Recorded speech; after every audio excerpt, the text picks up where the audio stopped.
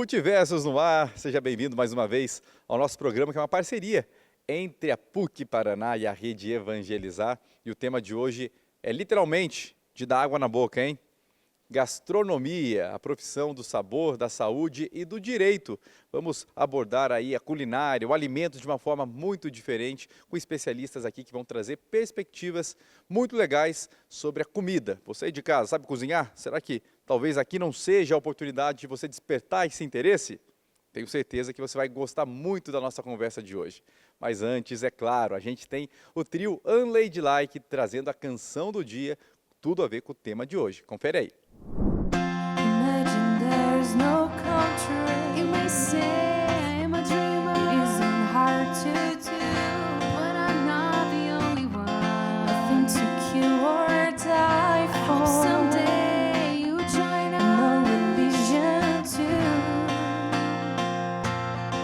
Imagine all the people living life in peace, and the world will live as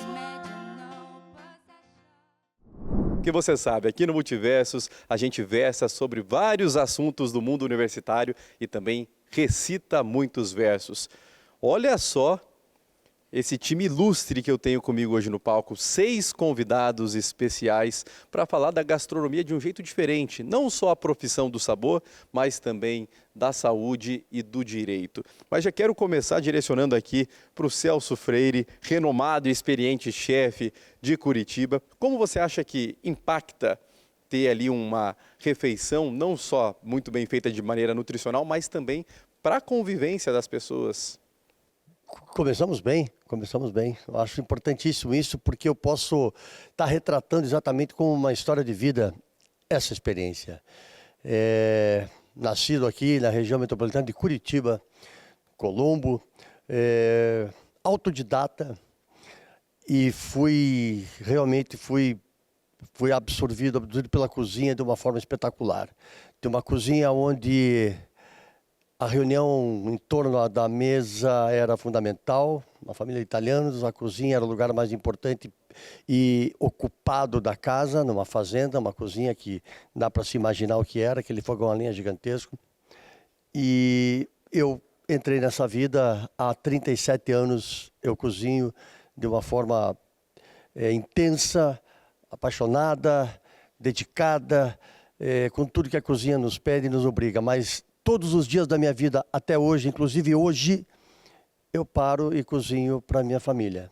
Mas essa cozinha da paixão, essa cozinha da alma, essa cozinha do dia a dia, ela tem que existir, ela tem que voltar, ela tem que perdurar para sempre, para que todos possam ter, em algum momento da sua vida, a cozinha como um momento sagrado, a comida como um objeto espetacular da convivência e do compartilhamento das emoções, das situações e das alegrias, né?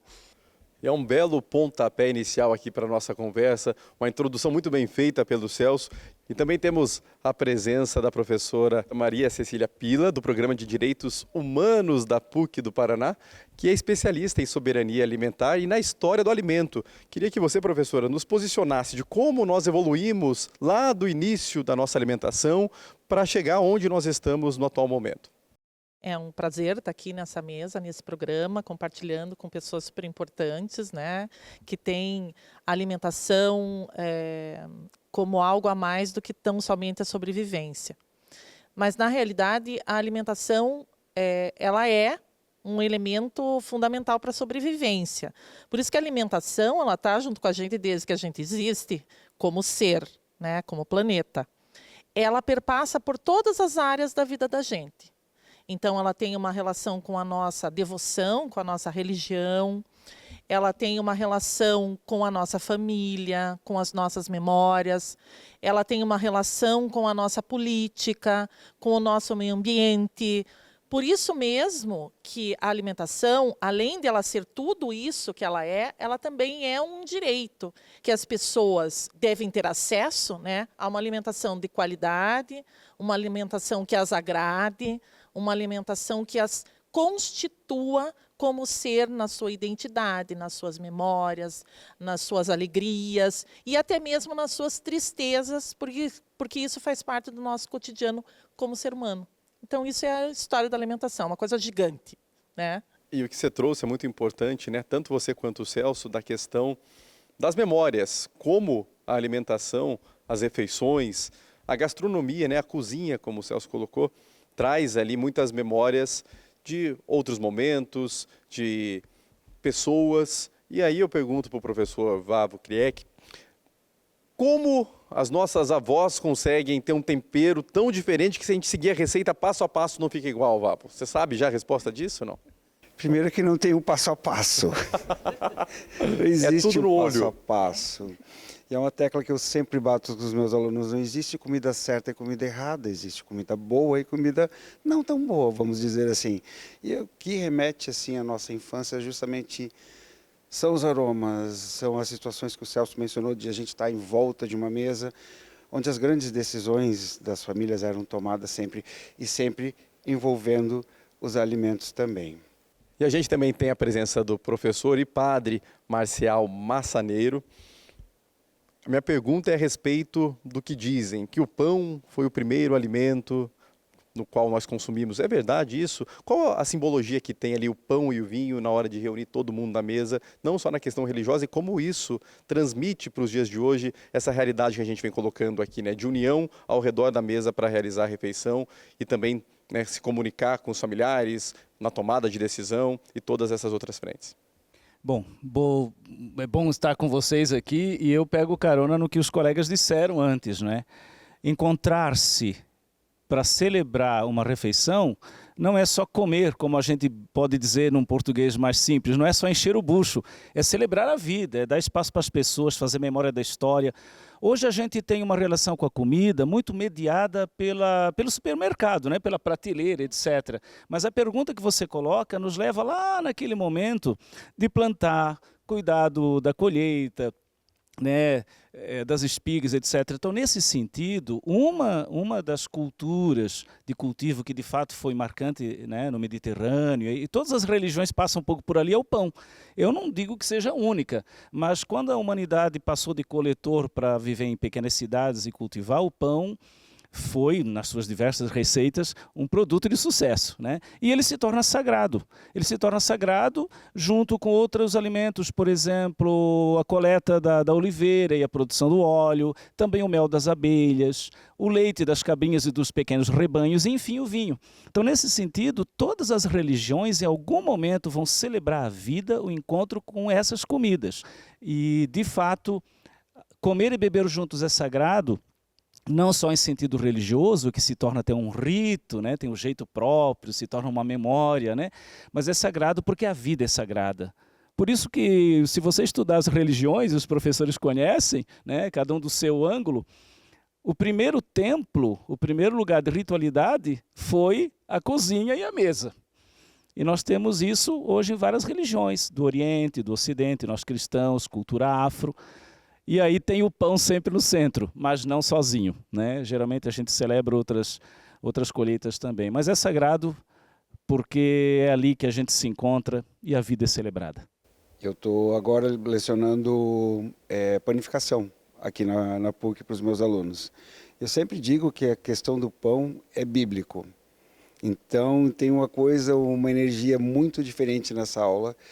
E é a aula onde eu tenho o maior número de alunos que choram quando a gente vai fazer a degustação dos pães, porque é uma emoção muito grande. É interessante esse ponto que o professor Marcial trouxe, que não é apenas engolir o alimento, né? Encher o bucho, como ele colocou. A gastronomia é uma arte, como qualquer outra. E aí, Celso, é a arte ali de degustar, fruir, apreciar o que está sendo preparado e colocado na mesa para a gente, né? Não consigo imaginar de forma diferente, mas não acho que todos possam fazer todo esse ritual, como eu particularmente gosto de fazer no dia a dia, tendo uma vida também corrida, fazendo parte desse mundo louco, fazendo parte dessa vida corrida. Mas esse momento tem que ser, esse momento tem que voltar, tem que existir, voltar a existir na vida das pessoas. O respeito por aquilo que está no seu prato, na sua geladeira, na sua mesa, na sua despensa, quem plantou, quem colheu, aquela família. E sempre lembrando que a comida boa não é filé mignon nem camarão. né? A comida boa, ela tem que partir daquilo que você pode e do respeito que você tem. Para quem produziu, para quem vai comer. E para você que está sendo ali um transformador e provavelmente criando uma situação para quem está com você compartilhando memorável, né? E Celso, sempre digo para todo mundo, se fosse o seu aniversário hoje e você pudesse pedir qualquer comida no planeta, o que você pediria? O que o teu coraçãozinho está mandando? Não é filé mignon. Nunca vai ser. Vai ser sempre aquela comida de casa, aquela comida que lembra a avó, que lembra alguma situação que marcou você para sempre. Nunca é tarde para trazer para a tua casa, para a tua comida, para o teu prazer, para a tua vida, para a tua saúde, o prazer de cozinhar, né? O que a cozinha faz para as pessoas é muito mais que alimentar. E falando em prazer de cozinhar, a gente também tem a presença da Marina Bronze, que é estudante de gastronomia aqui na PUC Paraná. E ela deixou o curso de arquitetura para estudar gastronomia. Como que foi essa mudança? Você já sente o prazer em cozinhar, como o Celso colocou? Já sentia antes? Como que está sendo se tornar uma chefe de cozinha? Bom, na verdade, a cozinha ela sempre esteve presente na minha vida, porque eu ia para casa da minha avó e ajudava ela sempre ali em volta dos fornos, dos fogões, assim, eu estava sempre ali. Só que eu nunca vi isso como uma profissão. Então, quando eu entrei na faculdade, eu comecei a arquitetura e ali, quando deu a pandemia, eu comecei a me aventurar na cozinha. Então, e ali eu percebi que, na verdade, o que eu realmente tenho vontade é estar trabalhando na cozinha. Mas eu não descarto também essa relação com a arquitetura, porque eu acho também muito bonito. Que fazer um prato também é uma arte, também tem a ver com composição. E poder entregar um prato que tenha tudo isso, tem a arte, tem a cultura, isso me fez me encontrar, assim. Então eu fico bem feliz em estar me tornando e cada dia tendo mais conhecimento para poder fazer isso.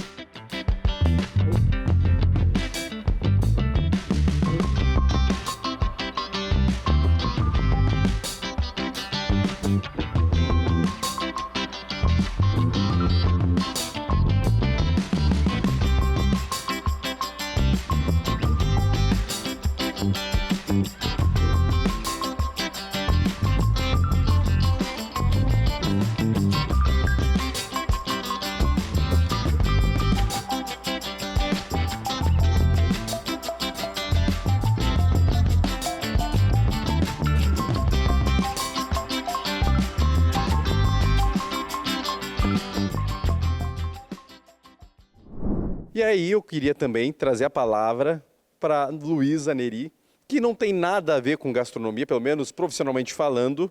Ela é designer e tem ali um interesse muito grande, né, por sustentabilidade e por ações sociais, e foi premiada.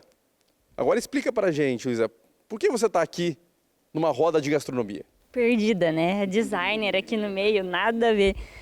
Mas, na verdade, antes do design, a sustentabilidade foi, assim, a primeira paixão, eu acho, o primeiro grande interesse que eu tive, assim.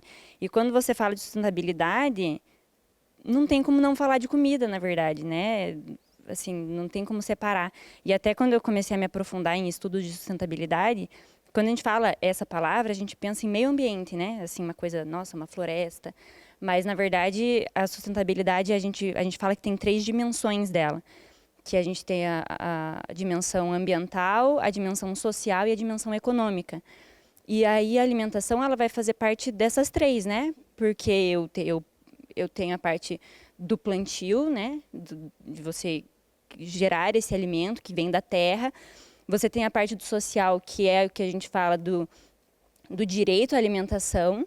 Quando a gente puxa, né, para a sustentabilidade, para a questão social, a gente está falando sobre o direito que todas as pessoas têm de sentir esse prazer, né, de compartilhar, de ter alimento para toda a família. Você está aqui porque você fez muito pela questão da sustentabilidade, porque você foi premiada no Oscar do Design quando você redesenhou uma campanha daqui de Curitiba, que é o Câmbio Verde. Então, o Câmbio Verde é uma política pública de Curitiba que ele já existe há mais de 3 décadas, né, na cidade, que é um programa que realiza a troca de materiais recicláveis por alimentos hortifruti, que são produzidos na região metropolitana, então é uma questão regional. Então, quando eu conheci ele, eu percebi essa oportunidade de de usar o design como uma ferramenta para repensar esse serviço, né? Essa política pública, para que ela pudesse atingir mais pessoas. Para, a partir disso, eu desenvolver um aplicativo para o programa e soluções também offline, que a gente chama, né? Que não dependem só do digital, para eu incentivar a interação entre as pessoas nas comunidades, incentivar a participação no programa e também a questão de consumo integral dos alimentos. Parabéns pelo projeto, incrível essa ação que você fez. E o papo está muito bom, né, gente? A gente está conversando aqui a respeito de um assunto que é do interesse de todos. A gente segue com mais desse debate daqui a pouquinho, depois do intervalo do Multiversos. Não sai daí, porque tem muito mais. Imagine no possession. You may say I am a dreamer. I wonder if you can, but I'm not the only one. No need for greed or hunger. I hope someday you join a brotherhood of man. Imagine all the people sharing all the world, and the world will live as one.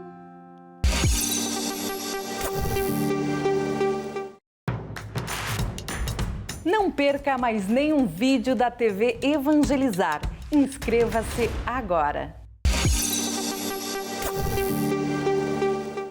Imagine there's no country. You may say I am a dreamer. It isn't hard to do, but I'm not the only one.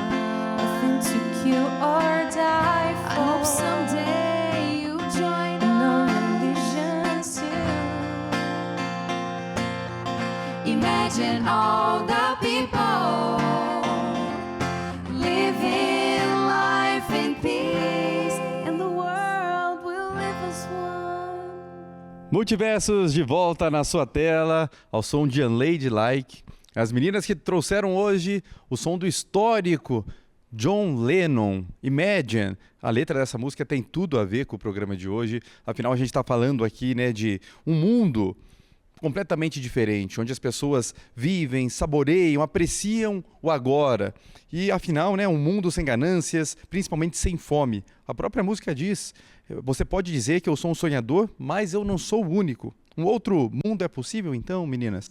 Com certeza. Primeiro a gente precisa lembrar que nós dividimos um único espaço que é o planeta Terra. Então, independente das nossas opiniões, não existe polaridade. A gente precisa cuidar desse bem comum. Então, é muito importante que a gente sempre pense o melhor e todo o nosso trabalho esteja envolvido nisso, porque afinal todos temos a ganhar.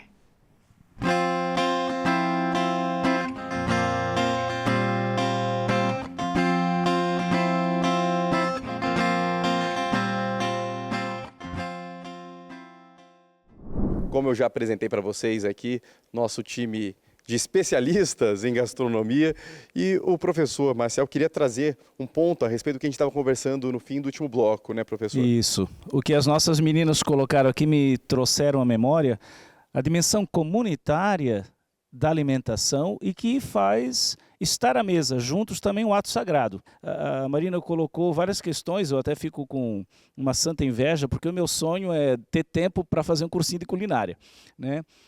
Eu fiz uma experiência comunitária primeiro, para depois fazer uma experiência de cozinha, uma experiência de sabor. Eu fui para a cozinha quando eu conheci um grande chefe italiano, Angelo De Gennaro, né? Ele é calabrês, e ele era um chefe amador, com muitos prêmios, mas não por profissão, né? E a gente aprendeu a cozinhar em casa de um jeito gostoso, fraterno, e tinha sempre uma preocupação: quem não está aqui? Então, por isso que eu acho que é sagrado, juntar a experiência prazerosa do sabor, do gosto, né? Com a experiência também da dimensão comunitária, que tem um valor ético, e é por isso que nas religiões, comer e beber, quando é um ritual, tem uma norma. A norma é não excluir, é solidarizar-se com quem não tem e estar à mesa pensando, e quem não está?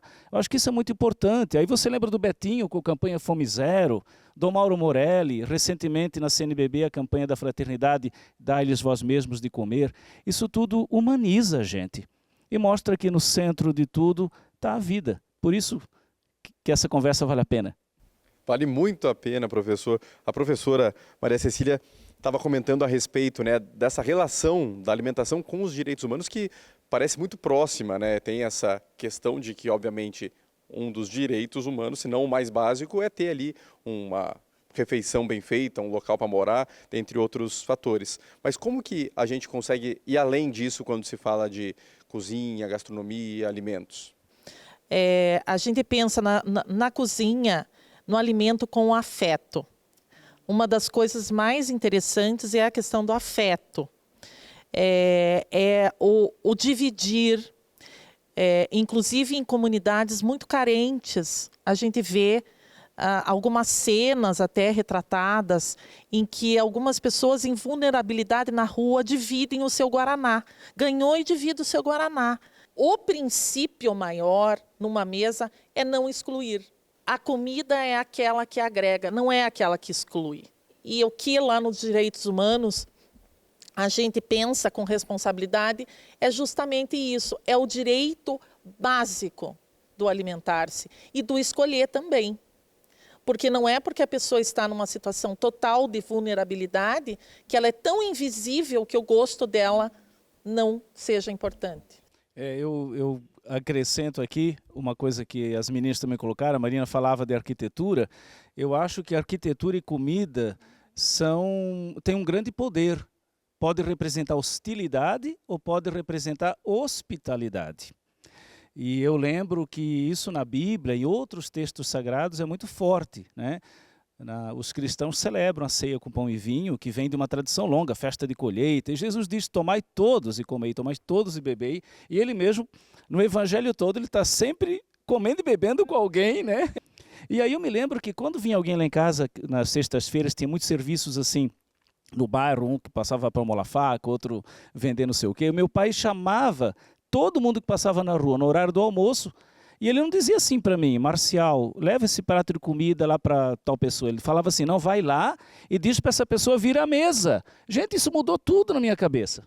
E aí, para finalizar, depois de ótimas pontuações aqui dos nossos convidados, minha pergunta vai para o Vavo, para o Celso, que estão aí com a mão na massa, literalmente. A professora Maria comentou da dificuldade que a gente tem, né, de fazer uma dieta. Tem algum alimento, alguma receita que é muito gostosa e ao mesmo tempo muito saudável? Qual que é o exemplo que vocês podem trazer aí? Infinitos, né? Eu acho que a grande questão é você entender que a gente precisa se alimentar diariamente. A minha dieta, ela é uma questão de segunda, não é diferente de sexta ou sábado, de domingo. No final de semana, pé na jaca. O dia a dia comanda a nossa vida. Né? O dia a dia comanda, os bons hábitos comandam. Eu sei que não é fácil, eu sei que cada um tem suas preferências, as suas fraquezas, que somos todos iguais perante as tentações, mas o dia a dia comanda a nossa vida. Né? Uma comida sana é uma comida... Em italiano tem uma frase tão curtinha, um detto tão simples, né? Simplete per buono, né? O mínimo de intervenção, o produto mais próximo que você tenha, né? Que menos caminhe, que menos polua, que você possa chamar a Dona Maria, o seu João, o seu José. Ainda pegando um gancho do Michael Pollan, que ele diz, você quer comer um pote de sorvete? Faça. Você quer comer uma torta inteira de maçã? Faça a sua torta.